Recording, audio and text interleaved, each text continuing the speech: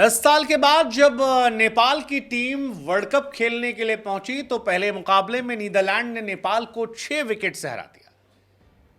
हालांकि इस मैच में नेपाल की क्रिकेट टीम जरूर हारी, लेकिन फैंस ने दिल दुनिया भर में जीत लिया, चाहे वो नेपाल हो या जिस जगह पर मैच हो रहा था वहां पर। नेपाल के कैप्टन रोहित ने इस मैच में हार के बाद कहा कि यार ऐसा लगा ही नहीं कि हम नेपाल में नहीं खेल रहे थे, जिस तरह से हमें क्राउड का सपोर्ट मिला, क्योंकि क्राउड वेस्ट इंडीज और अमेरिका में दिखाई नहीं पड़ रहा है। बड़ी टीमों के मैचेस उतने शुरू हुए नहीं हैं, बड़ी टीमें आपस में उतनी भिड़ी नहीं है, ऐसे में क्राउड काफी हद तक गायब रहा है। लेकिन नेपाल क्रिकेट के फैंस, जिनके बारे में अक्सर हम कहते हैं कि दुनिया के सबसे लॉयल क्रिकेट फैंस में से एक हैं, वो नेपाल में भी जहां जहां स्क्रीन लगी थी वहां पर मुस्तैदी से डटे हुए थे, और जहां पर यह मैच हो रहा था वहां पर स्टेडियम में भी टीम का हौसला बढ़ाने के लिए गए थे। कुछ कमी थी तो नेपाल के खिलाड़ियों की कोशिश में। नेपाल की वही पुरानी कमजोरी एक बार फिर से उजागर हुई, जहां पर कप्तान रोहित को हटा दें तो बाकी जितने लोग हैं वो तू चल मैं आता हूं वाली कहानी पर चले गए। रोहित खुद इस बात को कह रहे थे कि मुझे शिकायत है मेरे बल्लेबाजों से, मुझे शिकायत खुद से भी है, क्योंकि रोहित खुद 37 बॉल पर 35 रन बनाकर टिके थे और उनकी टीम 106 पर ऑल आउट होना डिजर्व नहीं करती थी। लेकिन टीम में क्योंकि किसी और ने जोर लगाया नहीं, इसी वजह से नीदरलैंड ने उनको इस मुकाबले में 6 विकेट से हरा दिया। अब एक तरफ 6 विकेट से हार बड़ी आसान लगती है, लेकिन अगर नेपाल ने फील्डिंग में भी थोड़ी सी चीजें सही कर ली होती और थोड़ी सी किस्मत उनके साथ होती तो शायद ये कहानी पलट सकती थी। बट ठीक है, कोशिश अच्छी थी, नेपाल के गेंदबाजों ने जबरदस्त कोशिश जो है वो की।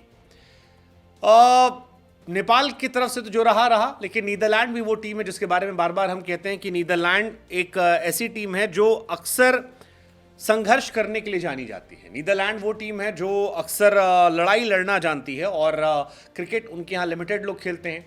ऐसे में जो खेलते हैं वो बड़े पैशन से खेलते हैं, और इसी में से एक नाम था मैक्स ओडुट का, जिन्होंने 48 गेंदों पर 54 रन बनाकर नेपाल के इंटरनेशनल मैच जीतने के सपने को चकनाचूर कर दिया। विक्रमजीत सिंह ने भी 22 रन बनाए, साइब्रैंड ने 14 बनाए, और इस कैप्टन स्कॉट एडवर्ड जो है 5 रन बनाकर आउट हो गए।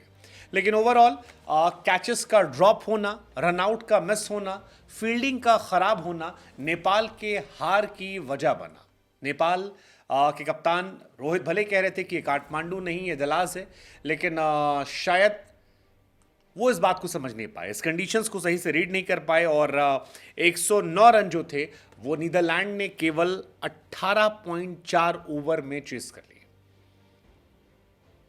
नेपाल की कहानी खत्म नहीं हुई है, लेकिन नेपाल के फैंस नेपाल क्रिकेट टीम से शायद कहना चाह रहे थे कि हम आपसे थोड़ा सा बेटर एक्सपेक्ट किए थे, थोड़ा सा आपको और संयम दिखाना था, क्योंकि आपकी टीम में पोटेंशियल है, इसमें कोई दो राय नहीं है, लेकिन उस पोटेंशियल का फायदा क्या कि अगर आप उसका इस्तेमाल ना कर पाए।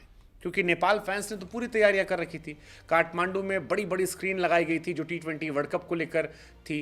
नेपाल क्रिकेट को सपोर्ट करने के लिए लोग घरों से बाहर निकले थे, और ऐसा लगा कि कहानी जो है वो सारी अलग है। इनफैक्ट सामने वाली टीम से भी लोगन वैन वीक ने कहा कि हमें यकीन नहीं हो रहा था कि ये नेपाल में मैच हो रहा है या डलास में, क्योंकि क्राउड जो था वो बिल्कुल नेपाल की तरफ था। नेपाल और नीदरलैंड में जो मुकाबले हुए हैं उसमें नीदरलैंड ने ज़्यादा मैचेस जीते हैं, 7 मैच नीदरलैंड जीते हैं, लेकिन नेपाल ने भी उनको हराया, और ऐसे में वो चाहते तो जीत से शुरुआत कर सकते थे। 106 पर ऑल आउट हुए, 4 प्लेयर ही ऐसे थे जो डबल डिजिट तक गए, 7 प्लेयर ऐसे थे जो सिंगल डिजिट के स्कोर पर आउट हो गए, 3 प्लेयर ऐसे थे जो डक आउट हुए, और यहीं से शायद नेपाल क्रिकेट की कहानी जो है वो गड़बड़ाने लगी। नेपाल की जब विकेट गिर रहे थे तो फैंस की आंखों से आंसू जो है वो भी स्क्रीन पर दिखाई पड़ रहे थे। मसलन कुशल जो है वो केवल 7 रन बनाकर आउट हुए, और जल्दबाजी में वो शॉट मारकर आउट हुए, कोई ज़रूरत नहीं थी उसकी, LBW हुए वो। आसिफ शेख एक फालतू शॉट था जिसपे वो आउट हुए। अनिल शाह केवल 11 रन बनाकर आउट हुए। कप्तान रोहित टिक गए थे, आउट दिए गए थे, लेकिन फिर रिव्यू लिया गया, उसमें नॉट आउट हुए LBW से, लेकिन 35 बनाकर गए। कुशल मल्ला 9 पर गए। दीपेंद्र सिंह एरी जिन्होंने छक्कों का रिकॉर्ड बनाया था वो सिर्फ 1 रन बनाकर आउट हुए। सोमपाल 0 पर गए। आखिर में गुलशन और करण ने थोड़ी कोशिश की थी 14-17 रन बनाने की, जिसकी वजह से स्कोर 100 के पार गया, लेकिन फिर वो पूरा नहीं हो पाया। गेंदबाजी की बात की जाए, सोमपाल ने अच्छी गेंदबाजी की, 4 ओवर 18 रन। दीपेंद्र अच्छी गेंदबाजी की, 2 ओवर 6 रन। बाकी टीम जो है वो इन एंड आउट थी, और इसी वजह से मामला गड़बड़ा गया।